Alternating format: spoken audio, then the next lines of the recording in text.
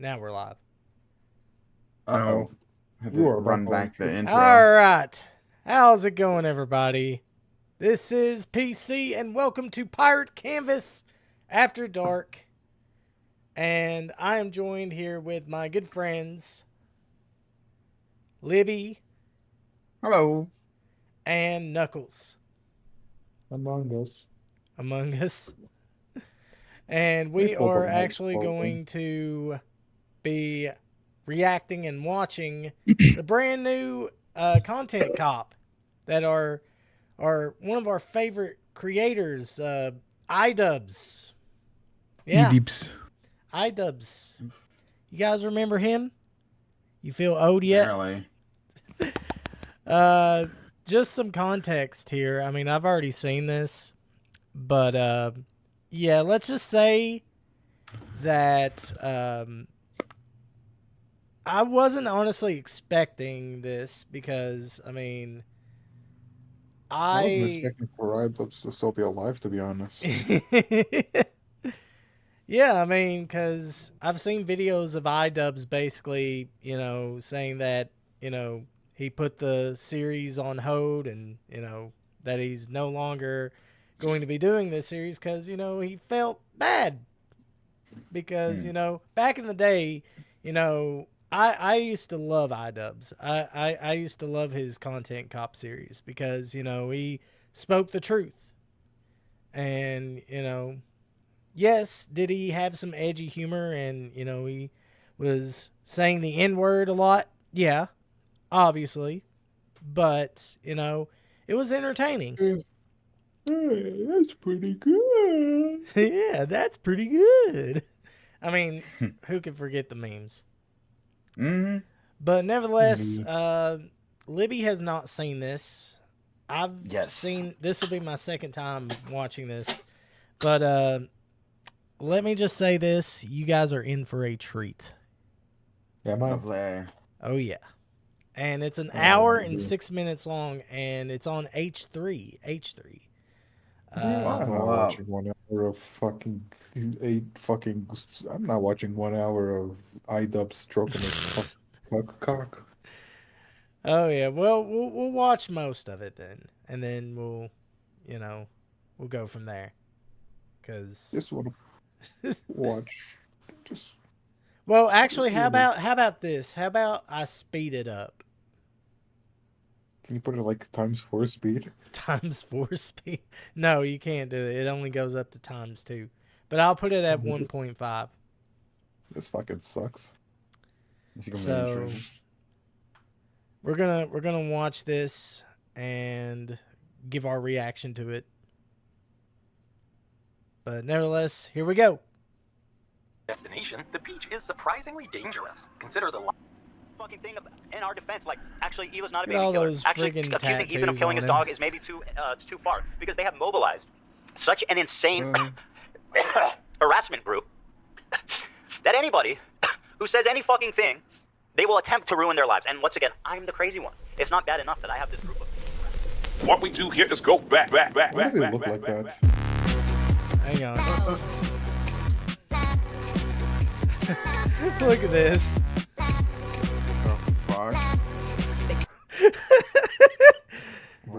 Remember this, guys? He's all zany, like he used to be. I mean, come on.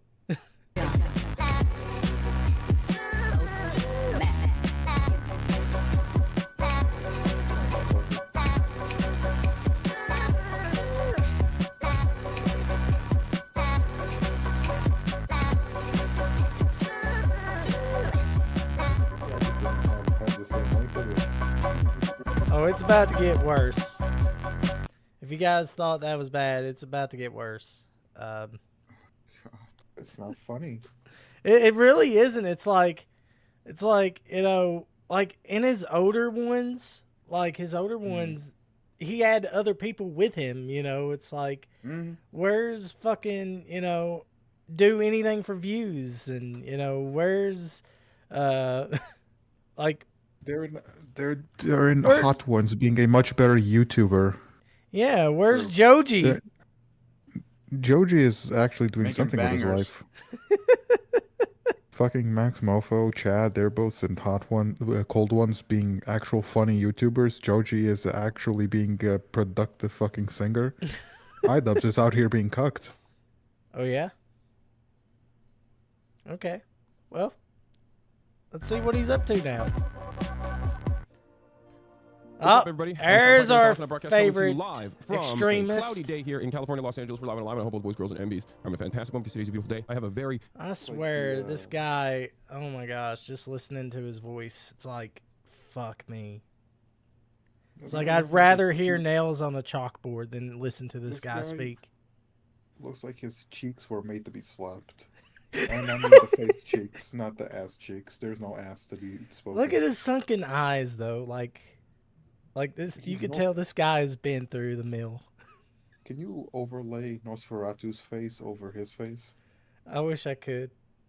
And look at the background. He has freaking X's across Queen Elizabeth's. Oh my gosh. Hold on. Yeah? What are you doing? I'm just gonna keep playing the video. Okay.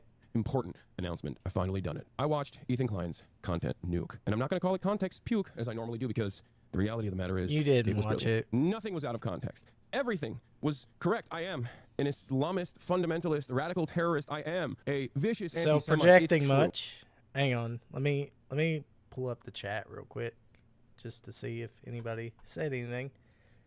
I want to make sure I keep my eye on the chat. Can you just send me a screenshot of this video with Hassan in it? Just a screenshot? Yeah, just send me a screenshot with Hassan in it. Just no reason. Okay. Oh, hang on. Let me get that. Let me get you a screenshot here. Okay. I'll send this over to you. All right, Knuckles. I'm going to send this to you. Do whatever you want with it. Thank you. Did I send it? Yeah, you did. Okay. I got one for this. Ethan is more attractive than me, both physically and also mentally. I've been lying about everything, including my glasses. They're fake. He was right about that. That's not even in the content nuke, and he was right about that too. How did he know everything? How? Now watch this. Wake up, Ethan. Ethan, wake up.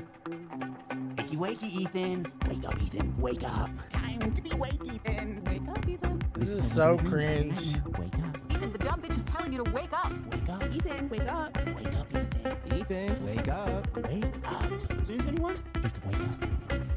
Wake up. Wake up. Wake up. Wake up, Ethan. I'm not going to do a react content yet, chat. I'm just saying, nobody's going to wake up. Ooh, yummy. I love sour almonds. Wake up, Ethan. Wake up. Ethan, wake up. Okay. What is going on? Hang on. Yeah, it's like, what the fuck is going on here? Okay. Okay. All right. I didn't plan on making a content cop on H3. It sounds very stupid even saying that. H3, content cop, iDubbbz, Ethan Klein. Again, self-projecting. It's like, like self-projecting thy name is iDubbbz. It's like, if you didn't want to make this, you didn't have to. I mean... Yeah, how would he get his fucking views? Oh my gosh. Like, this was a dead series. It's like, it was fine. It was resting.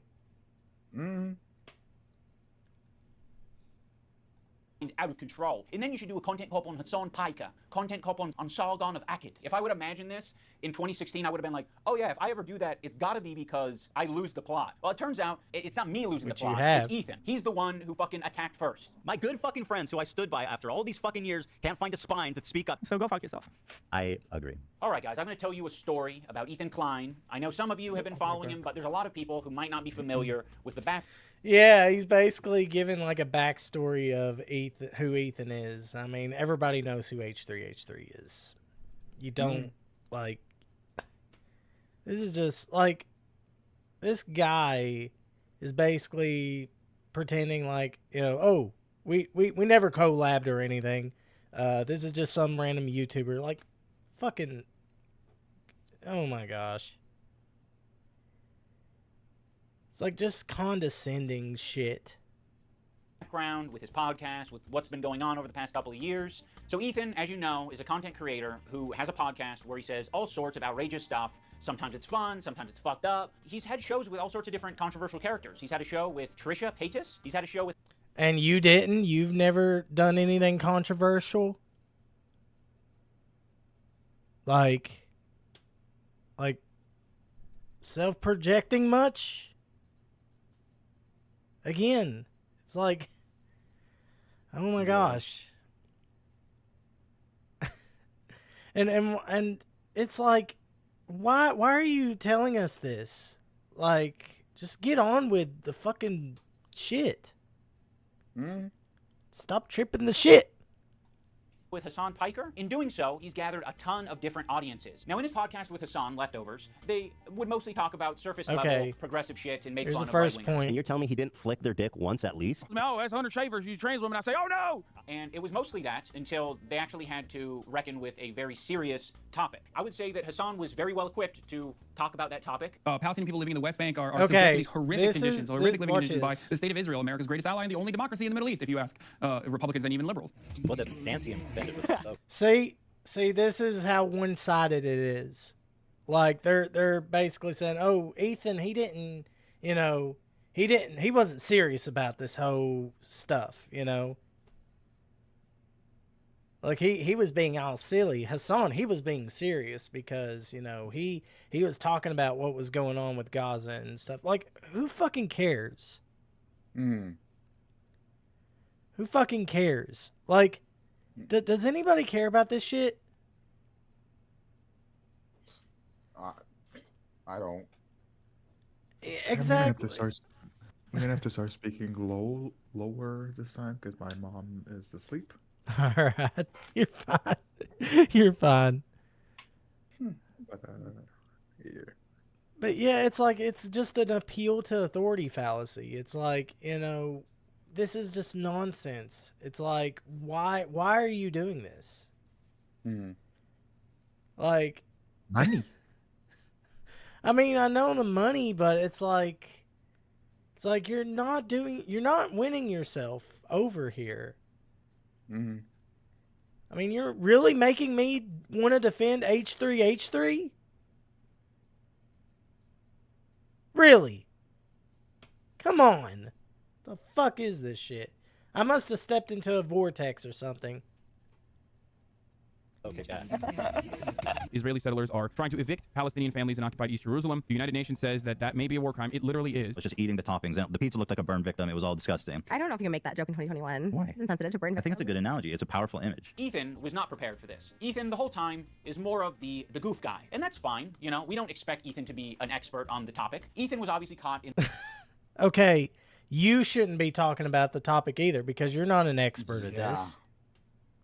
And he's also known to be that goof guy. Exactly. Pot calling the kettle black. And not just that. It's like, you know, I believe I did see Ethan actually bring up Gaza. You know, he's brought up a bunch of tweets talking about it and how he is against the violence that is going on in Gaza. So, Mr. Researcher here, you know, fucking iDubbbz, you know, he's supposed to be the expert here. He didn't even bring that up at all in this video. And plus, it doesn't matter. I mean, you can have an opinion on anything. Yeah. I mean, you don't have to be a fucking geopolitical type of person that knows everything that's going on in the fucking world to have an opinion. Mm-hmm. Fucking idiot. Mm-hmm. in this tricky situation I don't where know he is what's extremely going sympathetic to the Israeli cause and what's happening to them. His wife's Israeli. She served in the IDF. He obviously likes the state of Israel. On the other hand, he's just got done capturing a massive progressive audience who are very politically savvy. They follow Hassan. Hassan is strictly a political streamer, so this is something they're very keyed into. So when they see Ethan say things that are just like not accurate. Check DMs. Here's the Austin broadcast coming to you. Oh, shit.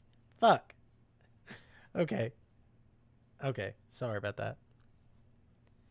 Put a pause to it. Okay. Check DMs real quick. Check the DMs. All right.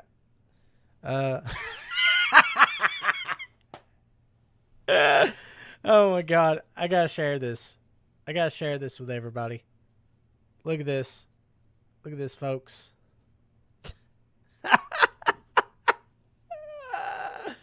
Oh my god. I love you, Knuckles. This is why I love you. You're welcome. Mr. Nosferatu. That's what we're going to call him from now on. That's fucking crazy. Shit. Oh my god. Fucking. Yeah. All this is just, it's like, you could tell this is bias, and this isn't fucking Content Cop. It's just content. It's just content. Like, and it's all over drama. Like, pointless drama. Drama that's been talked about, like, for months. I mean, they did the Leftovers podcast, like, 2 years ago, I believe. That's when they had their falling out. That was when all the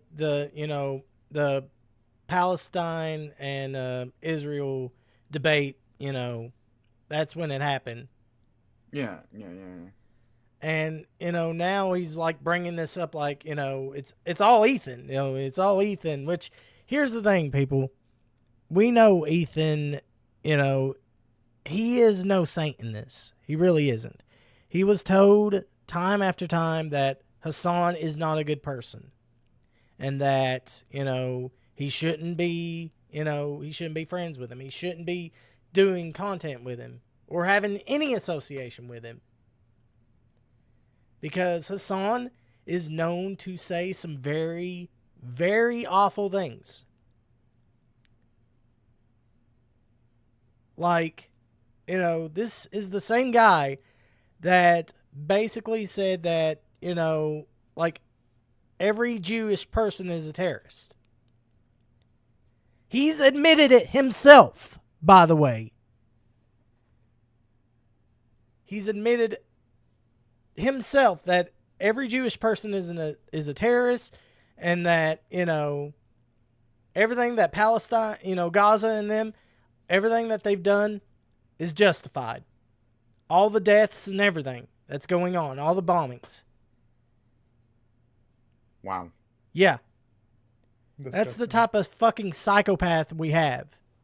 That's who iDubbbz decided to be friends with. But it gets worse from here. He served in the IDF. He obviously likes the state of Israel. On the other hand, he's just got done capturing a massive progressive audience who are very politically savvy. They follow Hassan. Hassan is strictly a political streamer. So this is something they're very keyed into. So when they see Ethan say... Yeah, and by political, he mostly says, like, outlandish fucking bullshit, and he gets paid for it. Like, saying that, we deserved 9/11 and all that shit. Yeah.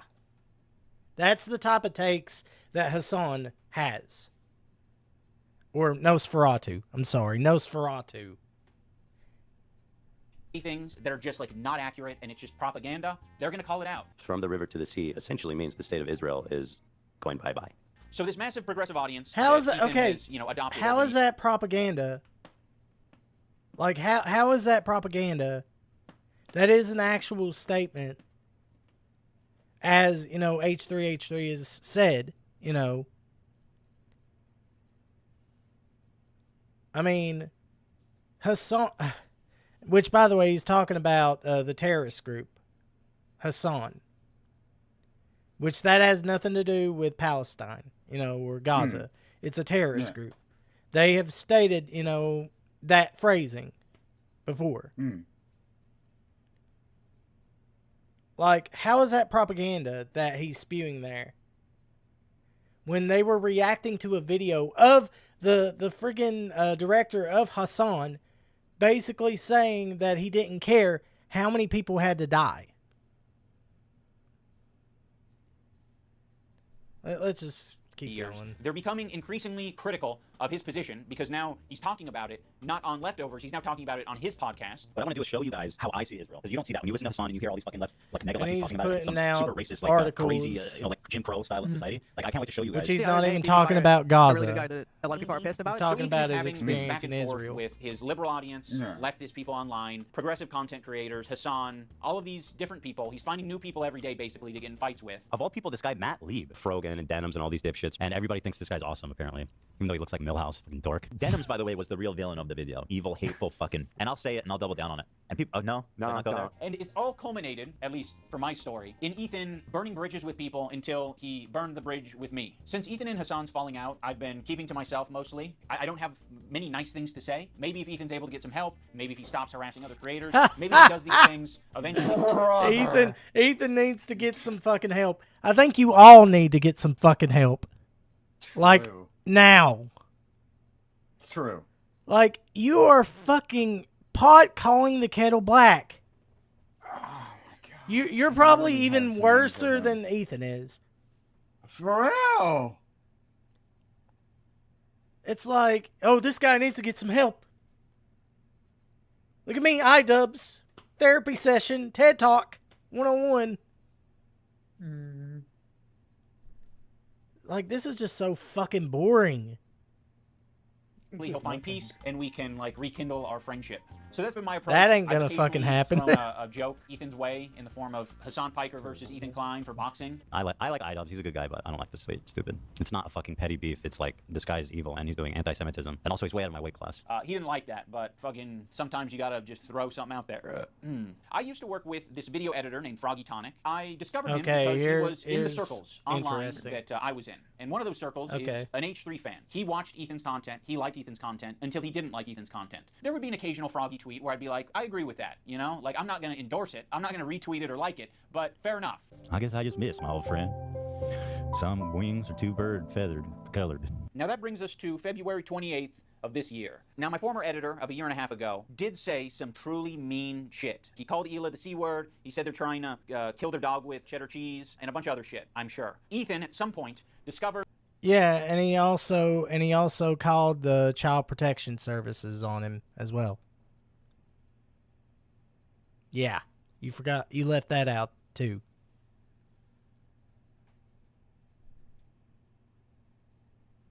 That iDubbbz former editor says this horrendous shit about him and Hila. But no one's asking the question, where does Ethan get this information from? You see, it would be very obviously a problem if Ethan was discovering this content by scrolling through Twitter looking for something to upset himself with. He has maybe set it up in such a way where his employees feel the need to send him this information. And that would be horrible. They shouldn't be doing that. They should be sending you things that are entertaining for your show. Okay, okay. Now he's attacking his employees, pretty much. Like, he's basically saying, if his employees are sending him all this stuff, I mean, is it really your business? Yeah. Like, is it really your business on how he goes about his business?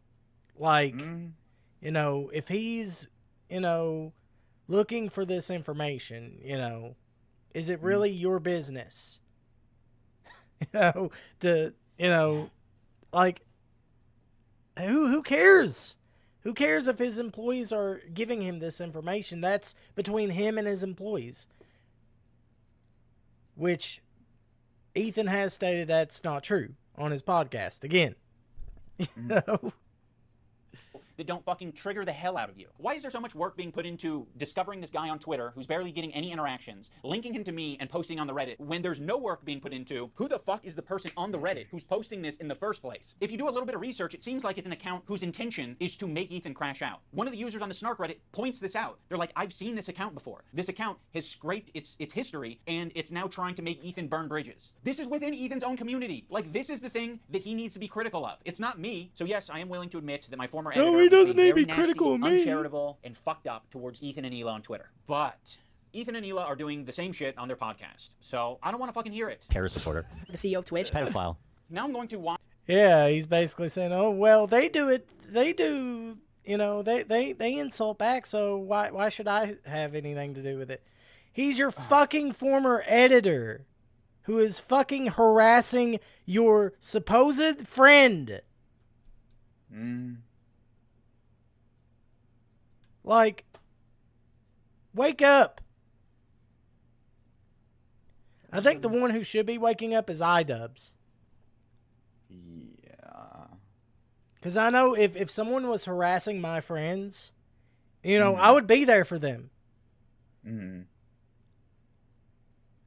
Like that makes no sense why you wouldn't at least try to stand up for your friends. I mean, if he is your friend. Yeah. Like that to me, that makes no sense. Yeah. Watch and respond to the 2 podcast streams where Ethan and Hila call us spineless cowards. Anyway, this guy's 'Cause saying you shit are. like that Hila's a Nazi, that she kills kids, that she went on like she's a IDF baby killer, all this types of shit, and that's showing up right up on us Nisa's and iDubbbz feed. My good fucking friends who I stood by after all these fucking years can't find a spine to speak up. You know why? And I kind of don't blame You don't know Ethan what's on my here. feed. What the fuck is happening? For all you know, I only use the For You tab. For all you know, I only use lists. For all you know, I'm seeing these things tweeted out by my editor of a year and a half ago and saying, God, that is nasty. I'm just not going to throw someone away because they're having a parasocial weird moment. Just like I'm not going to throw Ethan Klein away because he's having a parasocial weird crash out. How many women I fucked? Hassan, by the way, thousands. Yeah, thousands. Let me ask Galia. These shoes do not go. I'm sorry. Oh my God. Hassan's the type of dude who watches himself in the mirror when he has sex. Watching me on a 30-second delay on your stream. Wait, that's what I'm... Wait, how does he know I'm watching already? Because you've been talking about it for the last 5 minutes. It's not a fucking petty beef. It's like, this guy is evil and he's doing anti-Semitism. These shoes do not go. I'm sorry. There are many people, I'm sure, who have unfollowed you for the things that you've said and done, and I'm sure there are even more people who have stayed following you because they don't want to throw the baby out with the bathwater. They don't want to throw someone away because they've had some hard moments. We're all fucking human. My good fucking friends who I stood by after all these fucking years can't find a spine to speak up. You know why? Because they'll get murdered. And what you're saying to me is that I'm a bad friend and I'm a piece of shit. I'm spineless. I'm cowardly because I am following someone on Twitter. Because they have mobile. No, you fucking idiot. That's not what he's saying. He's saying that you don't have a spine because if you're his friend, you're supposed to stick up for him. You're basically supposed to say, no, he is not that type of person.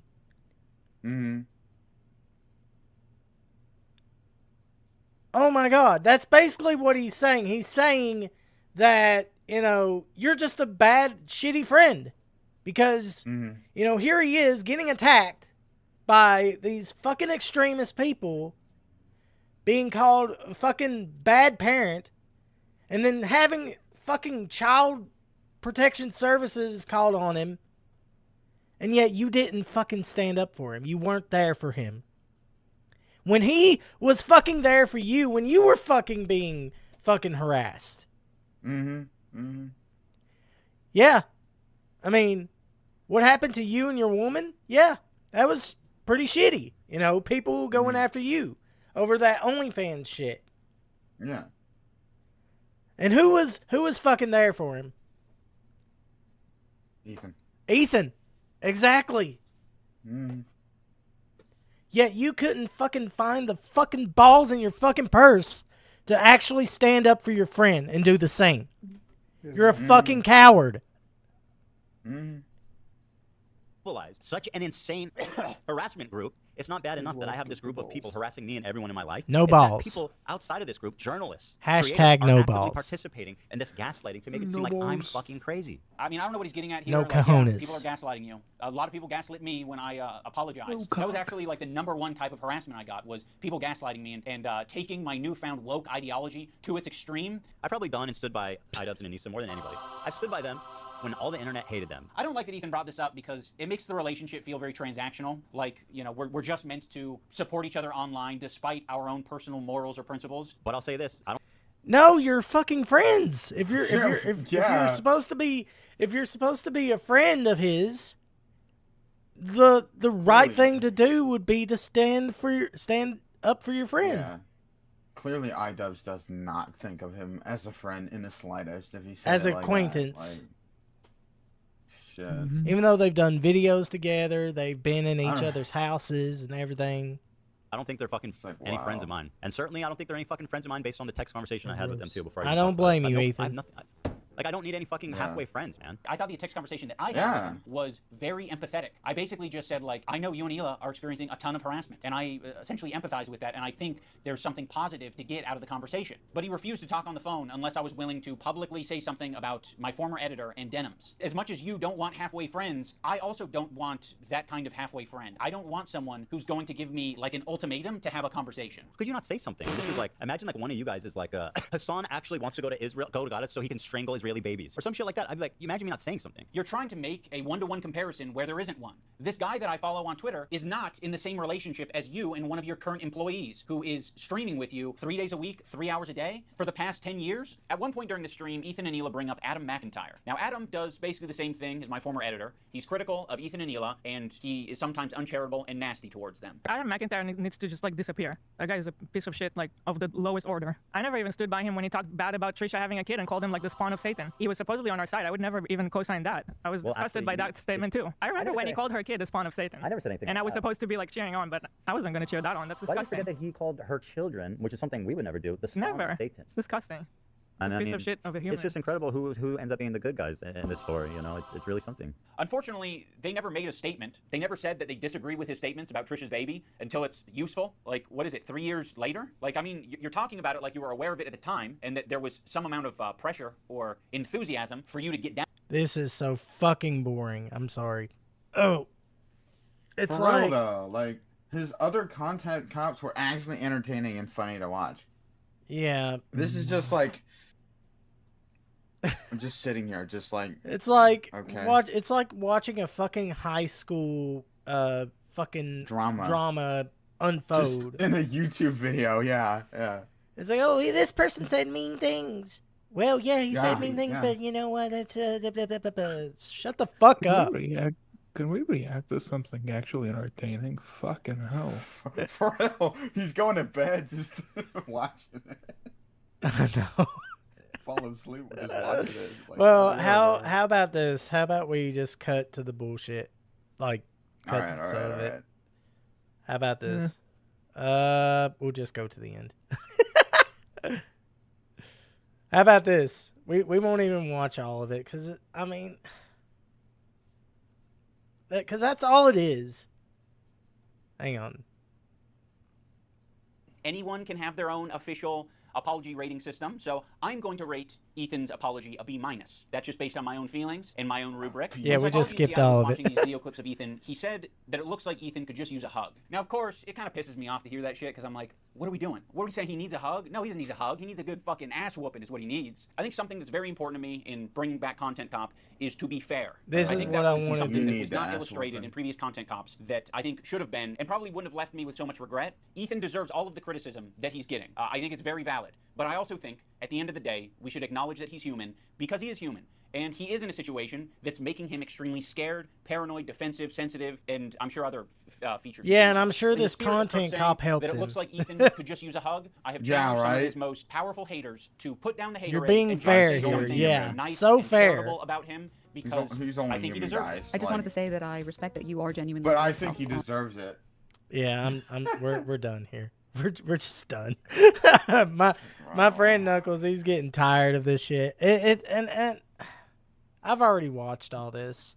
This is nothing. Yeah, This is... Yeah, I would not want to sit through an hour of this. This is boring as fuck. Yeah, and it's like his other ones were so good. Before. Yeah, the one about they were Leafy. funny. They were funny. Yeah, they were funny and entertaining. And yeah, did he punch below the belt? Yeah, but it was funny, and he was telling the truth. Yeah, like he was telling the truth about these people. Yeah, now it's just like okay. I mean, all he did he did himself no favors in making this. Instead, he got more people to feel bad for Ethan, which I hate saying that. Yeah. He got more people I on personally Ethan's... don't like both, but... Yeah. Can we react to this instead? 20 hours Skyrim analysis. 20 hours. Please watch this. It's far more entertaining. It's far more entertaining. Oh gosh. Are the vibes chill? Oh, Jinx just messaged me. Yes.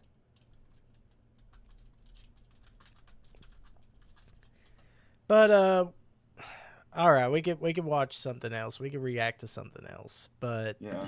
Let's just right now. Let's just give our thoughts, our final thoughts on all this, cause fucking bullshit. Yeah, and it's like, it's like, what the fuck, man? It's like, why did you have to make a fucking why make a content cop on this shit? Yeah. An hour long, too. Yeah, an hour long. I mean, yeah, some of his later content cops, they were long, but they were actually entertaining. He managed to make them engaging and funny. Mm-hmm. Like, there's no jokes, there's no comedy in this at all, except for, the intro, which was cringe as fuck. Mm. But... this, I wouldn't even call this a content cop. I would call this a content flop. I'd call this a content farm. Content farm. Man needs to make that money somehow. I guess the OnlyFans isn't paying enough. Yeah, I guess the OnlyFans ain't paying enough. Hold on, I got an actual funny video we could react to. Okay. Let me find it. But yeah, it's like, it's like, who is gonna sit and watch somebody fucking complain over, bullshit like this?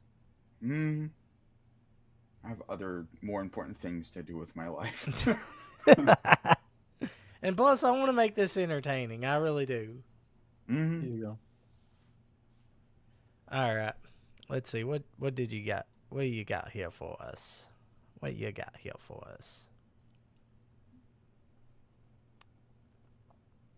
Knuckles, what do you got here for us? It's in the chat. But every gun fires nukes. Oh my god.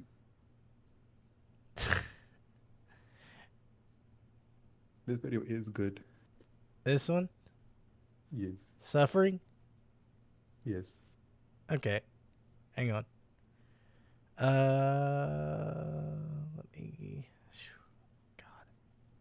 Anything is leaks better than this content cop fucker Content thing. cunt. We can't say that, we're American. I want to introduce you to a world where bullets were never invented. Instead, humanity went straight to nuclear weapons, meaning that every firearm, from a homemade pistol to a minigun, is capable of unleashing Armageddon upon your enemies. In this world, there are only 3 rules. 1, you shoot first, or you don't shoot at all. 2, you should always have a backup plan in case you run out of ammo. And the most important... Okay, hang on. All right, let me... Sorry about that. Okay. Yeah, this is actually engaging content. I want to introduce you to a world where bullets were never invented. Instead, humanity went straight to nuclear weapons, meaning that every firearm from a homemade pistol to a minigun is capable of unleashing Armageddon upon your enemies. In this world, there are only 3 rules. 1, you shoot first or you don't shoot at all. 2, you should always have a backup plan in case you run out of ammo. And the most important of all that is good advice to have, I guess. Strictly If I was in a off-limits. nuclear In post-apocalyptic settings such as this, there's only one thing left to do. Slavery. If you've ever watched a Oh my soot-encrusted God. Indonesian What the man hell? mining sulfur for 7 cents a day and thought to yourself, damn, he's ripping us all off, then I have news for you, because we are the same I had to person. sort All of of that turn is it to down a say, little I'm bit. a big fan of capitalism, and when it comes to maximizing shareholder value, nowhere does it better than Nuka World. Some people will call this a Nuka defunct World. amusement park taken over by erotic cosplayers, but really, it's just a different kind of amusement now. Erotic because we have hundreds cosplayers. of people forced into slave labor using explosive collars. From the moment I saw this 8 years The ago, fuck? I knew it was my destiny to be the CEO of this wonderful business. So that's our goal. Utilize weapons of mass destruction to take over Nuka World and usher in an era of mega slavery. Can we succeed? Or will we That's- be stopped by literally anyone with a gun? There's only one way to tell. But first, I have to watch my wife get shot. Oh. That part plays out a little differently in the timeline. So is this like My a mother and mod? son were vaporized in a Yeah. thermonuclear blast. Unfortunate, but from their ashes, a hero was born. We escaped the vault and entered into a world whose color scheme could best be described Holy as shit. shades of vomit. From here, we could go straight to Nuka World, but we're level 1, and we have about as many items as a paranoid schizophrenic who thinks the government is spying on him through his microwave. So instead, we'll spend a few hours gathering supplies and trying to We're gonna reach get level canceled for 15, watching at which this point video. we Thanks, should be Knuckles. ready. I saunter my way into what I assume welcome. is modern-day Los Angeles, at which point a Cockney robot attempts to socialize with me, but that's exactly what they expect me to do. So instead, I jump on top of my neighbor's roof and dive headfirst into a pool of radioactive sewage. That ought to throw them off. Our first goal is to find a gun, because the power spike from punching things to nuking things is pretty substantial. After Yeah. wandering around, I find a dead body with a revolver on it, and upon testing it out on some nearby wildlife, I was both excited and terrified at the world I had created. That'd be fucked up, you know, I if made every my way into a gun. nearby town. You know. Usually, a small group of bandits is fighting with some If Minutemen, every but fucking now gun a small just group of shoot bandits nukes, is that would be fighting a fucked nuclear up. Holocaust with some Minutemen. And if you think this is bad, you should have seen it before we reduced the explosion effects. Anyway, I tried silently assassinating the raiders. This was met with very limited success. Eventually, I got tired of role-playing as a high-altitude weather balloon, so I nuked the bandits and entered the museum to help the Minutemen. Or rather, I tried to enter the museum, because as dangerous as nuclear warfare is outside, it's 10 times worse inside. And I got spawn killed for about 20 minutes before I Yeah, finally because made it you're past the fucking front blowing door. shit But by out. that point, I had been ground zero for roughly 35 nuclear detonations. My ears were ringing, my retinas were fried, and there was a very distinct possibility of me vomiting all over my keyboard. But my noble goal gave me the strength to continue. From here, I went room by room, clearing out the raiders in close quarters combat. This is a fantastic way to learn the exact blast radius of a nuclear bomb, because if you're off by even an inch, your limbs will eject from your body my like God. rocket-propelled grenades. Eventually, I made it to Preston Garvey, who wasted no time complaining about how hard his life is. Just wait until he hears about my plans for Nuka World. Preston had me climb up to the roof and equip this suit of power armor. I was feeling very confident until a drug-fueled maniac popped out from around a corner and gave me both barrels of the shotgun, a phrase God. which has recently intensified in meaning since each pellet is now its own nuke. Honestly, I had a lot of difficulty at this section because the minigun takes half a second to spin up. Oh my and if the raider happens to God. squeeze out even a How single could you? shot in There's that no time, way. It's all over. But if I've learned anything from watching a homeless man avoid arrest by drinking his vodka out of an antifreeze bottle, it's that necessity breeds innovation. Come to think of it, that might have actually just been antifreeze. Regardless, I fuck? pioneered a new combat strategy. That is the mortar technique. Instead of shooting at my enemies, I just kind of carpet bombed the entire town with poorly aimed artillery.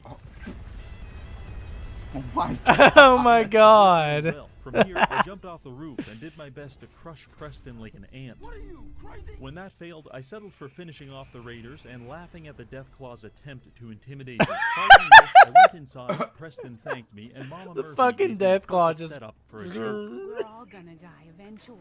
Yep.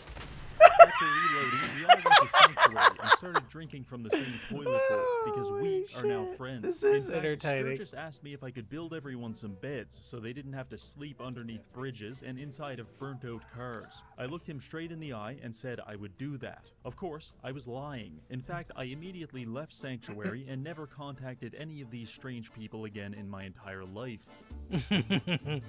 At this point, we're level 3 and I've got a decent selection of guns, but I'd still like to gain access to some better perks before taking on Nuka World. So I began doing odd jobs around the wasteland. First mission, a filthy woman wants me to go to this place and kill all of these people. No problem. I travel to the Corvega factory and start using my mortar technique to soften up their defenses. It takes only 9 seconds for me to accidentally nuke myself. That's a personal best. Eventually, I make my way inside and begin atomizing Personal the inhabitants best. while the building vibrates violently with each shot. Luckily, the other raiders convinced themselves it was just the wind. This You is might well think the best edited. weapon for room clearing would be a shotgun, but you'd be wrong, and I found this out the hard way, because the spread on a shotgun means it's almost impossible to aim it straight, and despite your best efforts, you will hit either the floor or the ceiling, and the resulting blast will almost certainly turn you into a human jigsaw puzzle. This happened to me more times than I'd like to admit, before I begrudgingly filed the double-barrel shotgun next to Reggie Fan Meetup in the category of things that sound fun but will probably get you killed.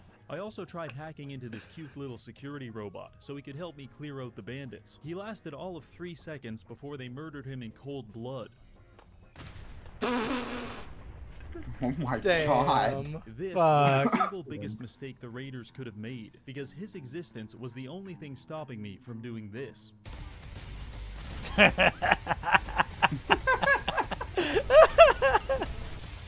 Shit, man. Yes, The indeed, fuck? the bandits were dead. Completing this quest got us to level 6 and Oh allowed my me to unlock God. the Mysterious Stranger perk, which is now substantially more satisfying, because yes, he does shoot nuclear bombs. This was good, but we still have a long way to go, so I continued on my quest to convert every living I was being not into expecting a experience VTuber points. It went a little like this. I start the day with some train yard hobos. What First is you it? shoot 'em, Did then someone you beat 'em. actually, They experience oop. each. Also, tried my hand at cattle wrangling. Did someone actually comment? I think I'm a natural. No. Shipyard? No. Break into a shipyard. It's full of murder crabs.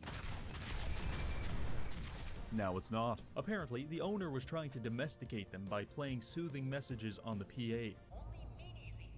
It didn't work. That was a lot of effort. Let's go ahead and take a rest for the night in this old building. Never mind, the universe hates us and we've just been ambushed in our sleep by attack dogs. Plunged the world into nuclear winter in retaliation. After that, I went to Bunker Hill, where I spent 20 minutes marveling at the ugliest human being I have ever seen. Which is Oh, God. Who looks in the mirror every morning. Once I was done, I went to the Drumlin Diner to try to negotiate peace between some raiders and the store owner. When I told the lady I wouldn't be taking her side, she presented me with a very compelling argument.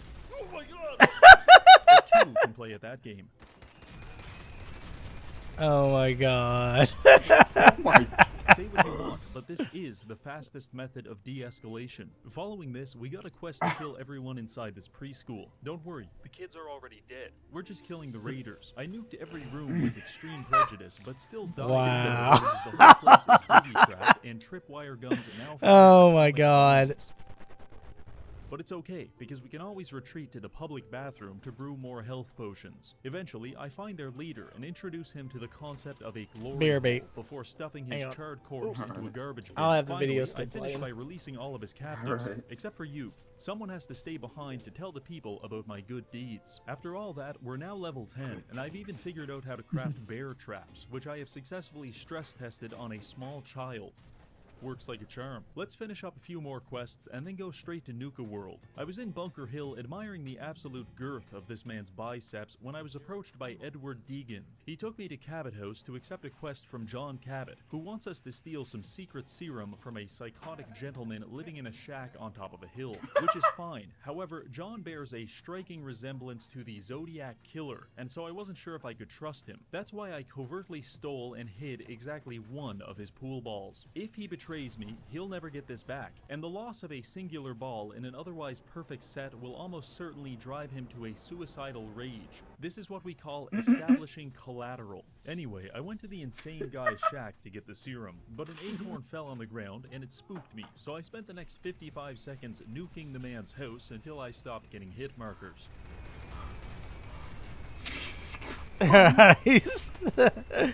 Yep, I'm back. Ooh. Welcome back. I grabbed the vial, went back to Cabot, lied to him and said the serum was gone before taking it out of my inventory, waving it in front of his face, and injecting it into my neck just for fun. For good measure, I also smashed a bunch of his research equipment and that's what I would do. Camera. Only one more quest to go, then we're off to Nuka World. It's time to go help Paladin dance. I'm over here stroking my dick. I got lotion on I rushed in as fast as I could, but upon arriving, it seemed oh like my god. Hi. I talked to Dance, and he asked me to accompany him on a mission to salvage technology from some nearby ruins. This quest was awful, but I do have a few tips. First of all, you're going to come across a gang of bandits robbing some traders. This is an interesting interaction that I recommend observing from a distance. Second, if you hear any variation of the phrase, "We've got company," you need to run for cover, because there is a 90% chance Paladin Dance is about to pivot like LeBron James and nuke the shit out of you for being within 20 feet of a blowfly. If and when you do finally make it to the destination, the synths inside are very dangerous, so I recommend a tactical approach, watching through a sheet of plexiglass as Paladin Dance does all the hard work. Also, when you get to the basement, don't forget to accidentally melt off Dance's face with this rocket exhaust. Trust me, he actually likes it. After that, you just go upstairs, grab the tech, and it's all over. It's not a great quest, but it does give us the junk jet, which is some kind of pneumatic catapult for weaponizing random garbage. While it doesn't fire atomic bombs, it does allow me to kill my opponents by cracking them in the forehead with dirty cigarette trays, which is something that resonates with me deeply. Finally, we're now level 16 with maxed out luck, a few helpful perks, and a new rifle that has a 50-round drum mag along with a bayonet for close quarters combat. But before we go any further, I need to warn you about something, because the fine people at Makeship have infiltrated my apartment, stolen my genetic material, and created hundreds of clones of me that are conveniently the correct size and shape to fit inside of a mason jar. But you wouldn't do that to me, right? Anyway, for a limited time, we're going to be selling these Reggie plushies, and I highly recommend picking one up. But Reggie, what can I use this for? Well, I like to use mine as my own personal hostage. You see, he's relatively small, which makes him very easy to overpower. Sometimes I also like to wave a big knife in front of his face. It fills me with a sense of control that I've long since lost in my life. Also, he has no legs with which to run, no mouth with which to scream, only eyes. This guy's hilarious. Perform my elaborate war dances as I prepare to take his life. But if that's not exactly your style, he also makes a pretty good stress ball. So you've got 30 days to take me hostage. Do you think you have what it takes? If so, click the pinned link in the comments and put yourself down for as much of me as you think you can handle. Then prepare yourself. I like sponsored segments when they're actually actually at the funny. Nuka World Transit Center with determination, because from here we can take a tram to the amusement park. The only thing stopping us is a small army of bandits, robots, and rooftop snipers. I must have died about 15 times at this part before I settled on just firing 30 nukes into the sky and hiding in a parking garage while all of my enemies were turned to ash. I made my way down to the tram where this guy was telling me raiders had taken his family hostage at Nuka World. Apparently he escaped but was shot in the process, but the fact he didn't have a single drop of blood anywhere on his body led me to believe this man was a liar. So I politely excused myself, loaded up my junk jet with steel ingots, and then came back and pulverized his heart with a high-velocity metal slug. Now his story about being wounded is a lot more believable. After this, I jumped on the tram and it took me to the promised land. I arrived and it was beautiful. A voice came over the speaker and told me two things. One, I'm trapped, and two, the only way to escape is to survive the gauntlet. I surveyed my surroundings and found the dead bodies of several half-eaten male prostitutes. So I'm going to go ahead and say my chances are great, but let's give it a shot. Room 1, a large lobby full of rusted junk. If the tetanus doesn't kill you, the machine gun turrets firing nukes definitely will. Also, the ceilings are very low, which makes it easy for you to blow yourself up. So I recommend using VATS. Even if your chance to hit is low, it doesn't really matter, because atomic bombs are more of a to whom it may concern type weapon anyway. After that, it's on to room 2. This room was supposed to be armed with several booby traps. However, the nuclear detonation we unleashed on the last room seems to have spilled over and disabled most of them. I was gonna say, if you guys want, we can also my body parts, I moved to room 3, which presented us with 3 we could also doors to play choose from. some Door 2 was a room full of Gartic human phone, heads, which appear to have been decapitated in the middle of nutting, while door 3 contained a bouquet of live grenades. I'm flattered. Escaping through door 1 led us to a radiation room, which was giving me 60 rads per second. In order to avoid developing stage 4 League of Legends, I took a near dose of radiation medication and ran around in a fugue state until I found the keys to escape. I do actually need to start streaming a lot sooner. And animatronic aliens. I need to start streaming more. Fairly simple, just don't underestimate the overgrown rats, because they will not hesitate to put you down. After this was a tunnel full of landmines. Sprint through it at top speed and across this definitely up-to-code wooden bridge. I'm probably, it I mean, collapsed, and you're now being after this, I might actually stream on my terrestrial main channel. Before proceeding to the I was heart going to of play a the game. The gas chamber. It's here where we get locked into a room which is quickly filling with phosphine gas. If we don't get through this door in the next 30 Probably not seconds, tonight, we'll be though. dead. So here's the plan. I might Take actually a bunch wait of till drugs tomorrow. to numb the pain of your lungs being dissolved. I don't Stab know all yet. these bugs while making sure to fill your pockets with their succulent meat for later. And then hop on this computer and open the escape door. That leads us to a shed full of flying ants, which are surprisingly difficult to hit with a nuke. The torture of this room is a little more abstract, but it's very real nonetheless. Then quickly run through this cage area while people shoot at you from above. Just kidding, you can't do this quickly and you're going to die at least a dozen times. After that, we're finally at the last yeah, because everybody has fucking See nukes. that guy down there in the power armor covered in blood? Yeah, we're going to fight him and he's invincible. But we have a secret weapon. It's not a high-powered rifle or even a rocket launcher. Instead, our secret weapon is a plastic water gun. The plan, in theory, is that our enemy is receiving power to his suit from this exposed electrical line. And if we can cover him in water, well, that probably wouldn't be very good. Alright, let's give it a shot. They counted us down and opened the gates, at which point I charged headfirst into my opponent. Piss on him. He responded by Piss blowing on off him. all of my limbs with a nuclear bomb. Clearly, we need a different approach. The guy is actually invincible, but I found out that I can stay in the starting area and snipe him with the water gun to disable his armor. Then I followed up with like 20 nukes to finish him off. Following this, a lot of exposition happens, but I'm going to summarize it really quickly. That guy we just electrocuted? Yeah, he was the CEO of Nuka World, and the raiders that live here seem to put a lot of respect on violently murdering your political opponents, so they now recognize me as their leader. This is fantastic, and it comes with a lot of perks. For example, I now live at the peak of Fizz Top Mountain with a lovely view over all of my employees. You are now one of my elite employees. Also, since I'm the boss, I can go to the market, steal things right out of the display case, and then sell them back to the shop owner for free money. The downside is that Nuka World is divided into 6 parks. With I mean, it's a good under perk. Control. So it's our job to liberate the remaining parks directly into my authoritarian governance. Then, once we have them, we can distribute them to the different raider factions according to which of their political philosophies I find the most amusing. So it's time to go meet the gangs. Operating out of Fizz Top Mountain is the Disciples, which is a faction that couldn't be any edgier even if they were actively pulverizing the elderly in a hydraulic press. This is strangely juxtaposed against the fact that they don't know how many belts you can wear before people stop taking you seriously. Overall, they're my second favorite. The second faction is the Operators. Their primary concern is making money at the cost of human life, which is my personal favorite philosophy. However, they have some shared mental disorder which precludes them from wearing clothes that actually fit. I don't know exactly why, but this makes me extraordinarily angry, and I regularly have to restrain myself from killing them. Fortunately, I found a good compromise. Instead of creating a civil war by nuking their entire faction, I just swing by every few days, find a random operator, and secretly deposit a live grenade in his pocket.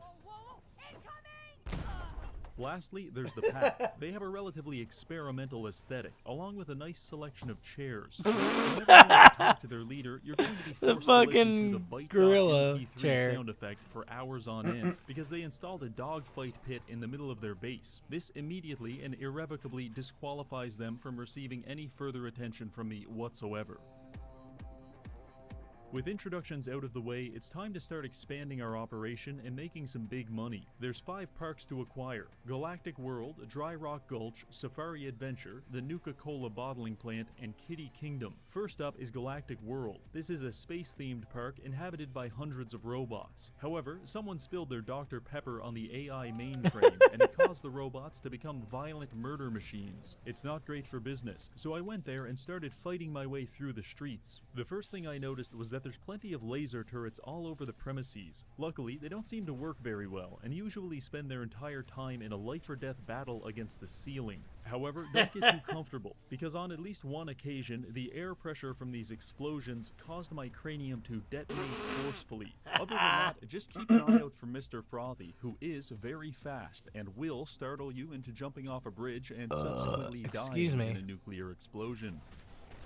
Anyway, I made my way to the control room, where I'm able to turn off the robots. Only problem, it's broken, and it needs a total of 20 star cores to repair it. Unfortunately, they're scattered all over the park in the safekeeping of several automatons that would like to crush my neck like a can of soda. But much like a restraining order, I view this as a challenge rather than a problem. Do you really think I can't get within 100 feet of you? So I began wandering around looking for these cores, which led me to a building called the Robco Battle Zone. My hopes of this name being metaphorical were quickly dashed when upon entering I died about 37 different times. Part of the issue is that the mini-nuke mod isn't working perfectly on the robots, and some of them are shooting me with laser beams. While my supple body is perfectly optimized for dying in nuclear explosions, it does very little to protect me against this space-age technology. But just like how the lifeguards at the YMCA can't stop me from drinking the pool water, these robots couldn't stop me from blasting my way into the battle zone, at which point I was promptly locked inside and forced to fight a variety of enemies which entered from these doors and these hydraulic platforms. The robots were tough, but the primary difficulty in this cramped space was finding a place to detonate a nuke that wouldn't instantly vaporize me. First, we had to survive some Protectrons and a swarm of iBots. No problem.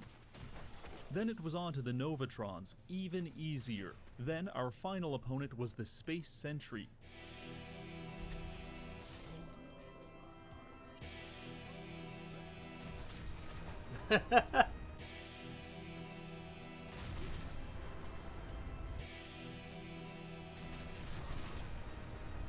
Yeah, he got the better of me. But as the saying goes, fool me once, shame on you. Fool me twice, I'll obliterate you with nuclear weapons. And we did just that. With the battle zone conquered, I gathered all the space cores and moved on to the next building, the Interstellar Theater. Surely a fucking theater can't be as dangerous as the battle zone, I thought to myself. But boy, was I wrong. Very, very, very wrong. The entire auditorium was full of robots, and honestly, I was only able to conquer this area through the repeated use of a strategy I like to call kill one guy and then save the game. While searching for the star cores, I found a Nuka-Cola mixing station, which allowed me to combine a Nuka-Cola beer with another Nuka-Cola beer to create double beer. Some people will claim that AI and vaccines are the greatest advancements of the past century, but to that I ask, can you get drunk on polio vaccines? I didn't think so. That's why double beer is the real scientific pinnacle of our generation. After completing my schizophrenic monologue about alcohol, I found the star cores next to a few decomposing junkies in the washroom. Very nice. The last building wasn't as bad. Vault Tech Among the Stars is a recreation vault life experience, outfitted with realistic living rooms, indoor gardens, and even an entire room dedicated to giving you cancer. I'm feeling nostalgic already. Strangely, as my character progressed through this area, he was getting recurring headaches. I chalked it up to a brain tumor and thought nothing of it, but it turns out the whole vault was actually just one giant experiment in subliminal messaging. According to this observation log, they're broadcasting a high frequency over the PA that's meant to induce degenerate behavior such as pissing your pants. Joke's on them, they just wasted millions of dollars to make me do something that I was already going to do anyway. Following this, I slaughtered a bunch of automatons, found a really nice shotgun, immediately flashed back to all of those times I killed myself with a the shotgun, and then quickly unequipped it before finding the remaining star cores and rushing back to the mainframe.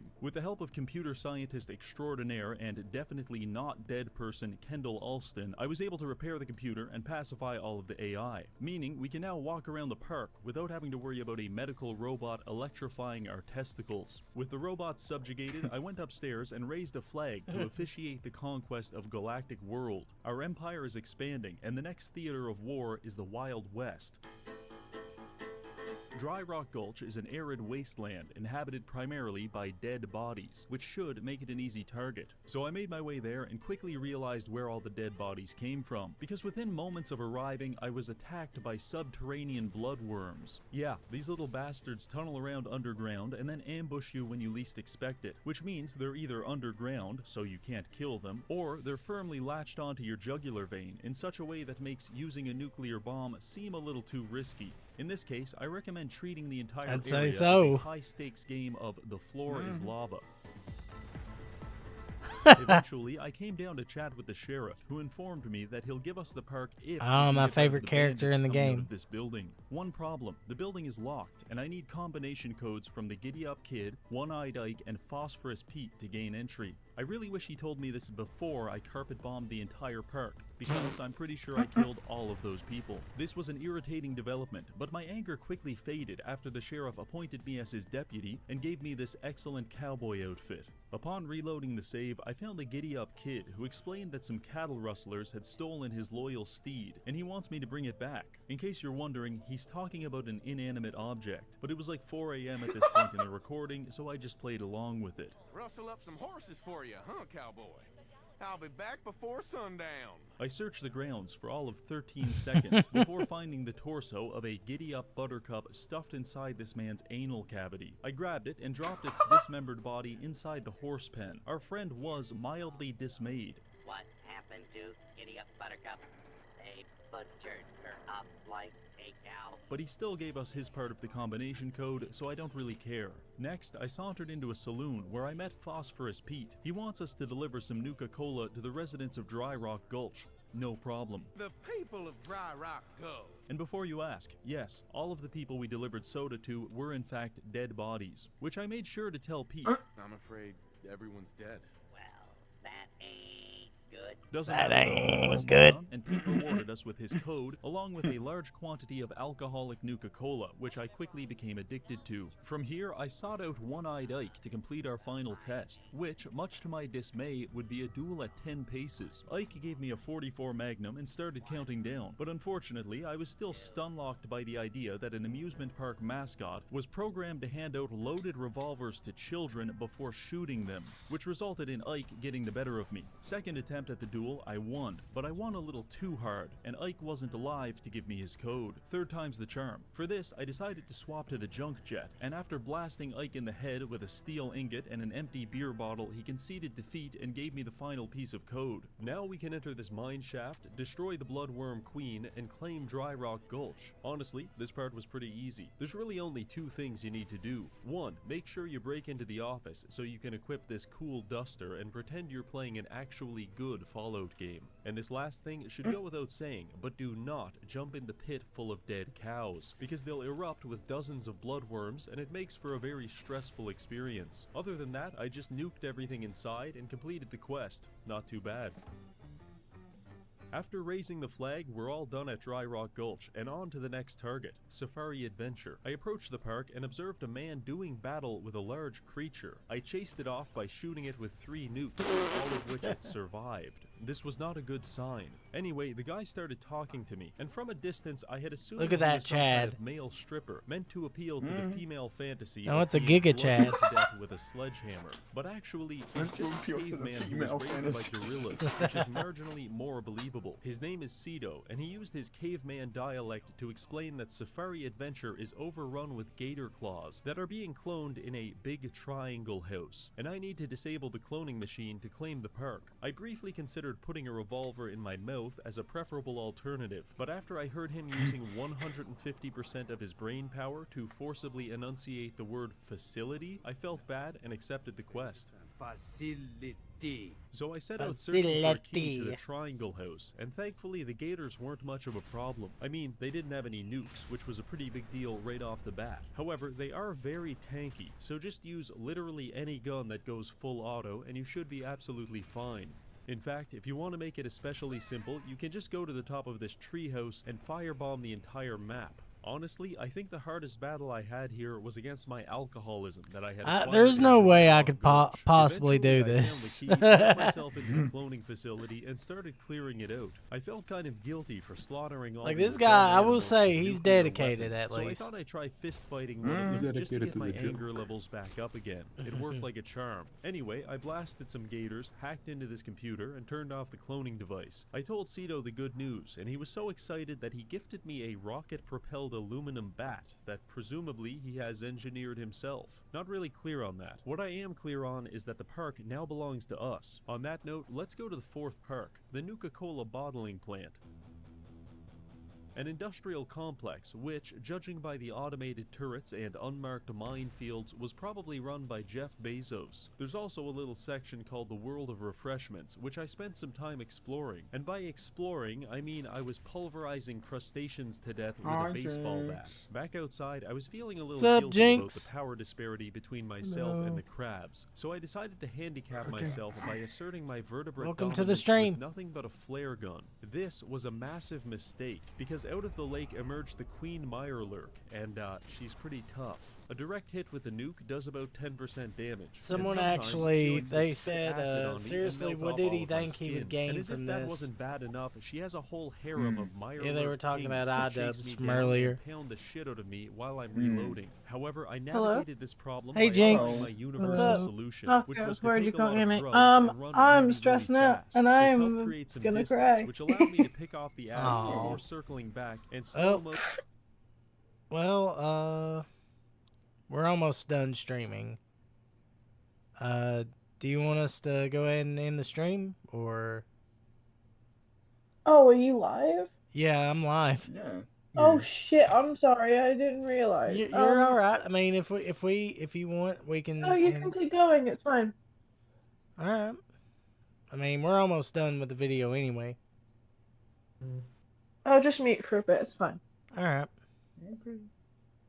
Motion nuking the Queen Mirelurk to an early retirement. I cannot imagine how embarrassing it must be. Yeah, he didn't do himself any favors. This dickhead. iDubbbz didn't. She won't have to worry about that because she's dead and the bottling plant is now ours. On to the next target. This is it, the final park. Kitty Kingdom. As a professional YouTuber who owns a copy of Minecraft, this could be the most I feel like a kid. Previously a children's theme park with several rides and a castle, it has now been renovated into an industrial gas chamber, with radioactive fumes being pumped into the area at regular intervals. Also, it's inhabited by hundreds of feral ghouls, which are relatively easy to kill. However, they close distance very quickly, and melee combat has become substantially more hazardous, thanks to the mysterious stranger who sometimes shows up and nukes the shit out of me. The only upside is that I have this cryogenic shoulder pad, which oh my god, me solid. At which point I can take my time in knocking off all of their limbs with a baseball bat. Anyway, our goal here is to defeat Oswald the Outrageous and seize control of the park. He's hiding somewhere, and I decided to start my search in the funhouse. Upon entering, we had to navigate a labyrinth of mirrors, which was fairly easy because none of the mirrors were reflective. Instead, they appeared to be coated in several layers of dried ejaculant. However, while I was marveling at the artisanal craftsmanship of the mirrors, I failed to notice the several landmines scattered about the floor. After limping my way through the maze, I spot Oswald in this control room. I attempt to get closer, and he throws a grenade at me. What a dick. From here, I engage in what was either high-level platforming or low-level astronaut training, before entering the hallway of hypnosis. I won't lie, this part was actually mildly disorienting. In fact, at one point, I had to use a dead guy just to confirm I wasn't actually hallucinating. I fumbled my way through this section and into a spinning room with about 2 dozen doors all around it. One door led to that thing that I mean, it would be an interesting playthrough. With the illusion of a happy family. And of course, there was the classic room full of flamethrowers, positively delightful. By the time I found the correct door, Oswald had already escaped, so I moved on to search for him in King Cola's castle.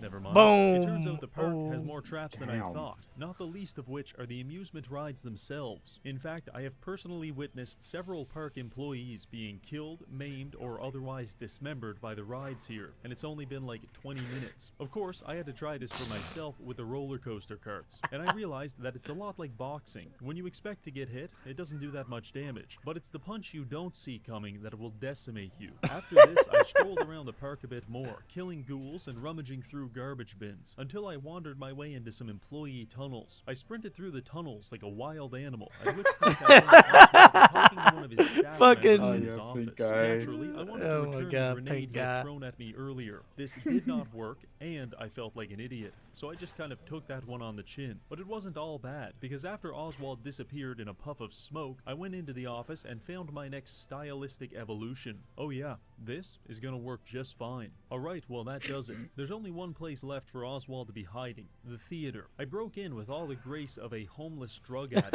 and started talking with Oswald. He was trying to convince me that he has magical abilities, and he said he was going to show me one of his greatest tricks. Then, he punched me in the head and ran away. Truly a master of the mystical arts. I followed him magic. up to the roof, where he gave me some shitty story about being a sympathetic villain. But at this point, I was so tired of chasing him around the park and getting hit by roller cuck. coasters that I opted for Yes. immediate violence. In response, Oswald unleashed his most powerful magic trick of all. Yeah, this is more crashing my entertaining game. than the iDubbbz video. 3 minutes later, we were back, and the fight was on. Oswald was much higher level than me, and he had a grand time cutting off my limbs with his fancy sword. However, I managed to counter this by simply jumping over a railing, at which point he could no longer stab me. His method of coping with this was to bathe me in Molotov cocktails, but they don't hurt that much, and I've got enough drugs to stay up here for weeks. I am aware that this tactic borders on cheating, so I'm prepared to negotiate. I got drugs Instead of to staying stay up here for and nuking weeks. Oswald into oblivion, I will instead empty out the entire contents of my junk section into the junk jet and kill Oswald with the physical manifestations of my hoarding disorder. This included everything from light bulbs to rolls of duct tape, but the primary ingredient was 156 stacks of pre-war money, which I spent the next 20 minutes bouncing off Oswald's head. This was very enjoyable, albeit not especially effective, because Oswald seems to legitimately be invincible. I shot him with 200 junk items, he barely noticed, ran him into 6 fragmentation mines, he walked it off, and even when I got desperate enough to nuke him, he would just reset his health bar. This kind of freaked me out, so I panicked and shot him like 50 times, at which point I realized he wasn't damage immune, just damage resistant, and now he's dead. I stole his clothing in order to complete my Charlie and the Chocolate Factory cosplay, and quickly raised the flag on Kitty Kingdom, indicating our complete conquest over Nuka World. All that's left to do is to go to the power station and press the big red button to finally power up the park. And just like that, we are the CEO of the world's finest slavery-themed amusement park, which gives us quite a few benefits. For example, all of the rides are now operational. And I can't confirm this, but it is my personal headcanon that we're receiving our electricity from a small armada of slaves running on hamster wheels. Also, we can even gather up a gang of raiders and go out into the Commonwealth to recruit more employees through what I like to call competitive hiring practices. So now that we've achieved our primary goal, what's left for us? Well, according to mustache enthusiast Christopher Vogler, the final stage of the hero's journey is to return home as a changed man. In our case, that would be Sanctuary, and as a matter of fact, I am a changed man. Because whatever final thread of sanity had previously prevented me from killing all of these people has finally been severed. Oh, Oh my god. Oh no. Boom, boom, boom. Oh no. Boom, boom, boom. Damn.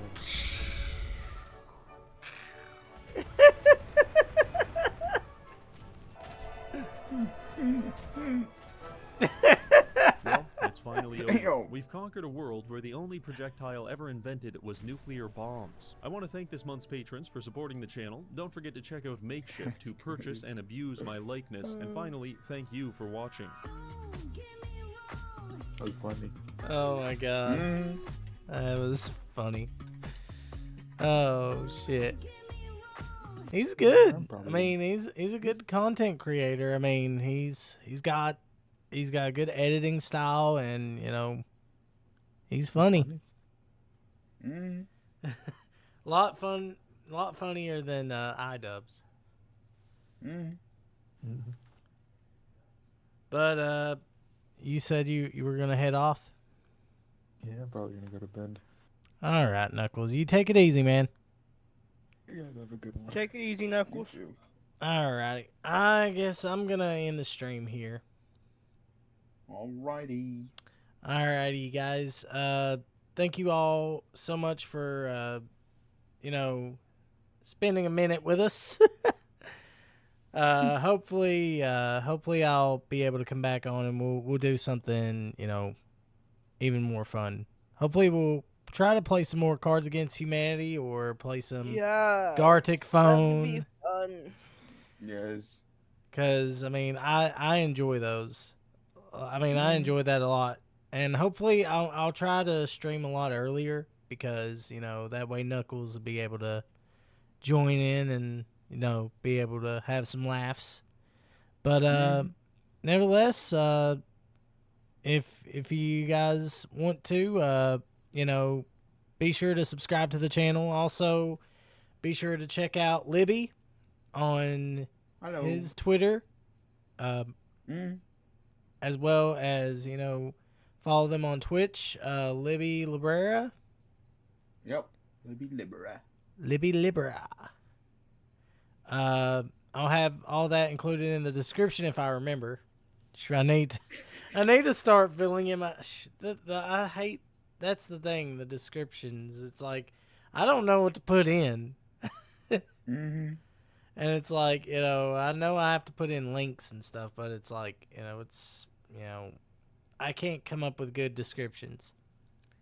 But hopefully you all have a good night, and I'll see you all in the next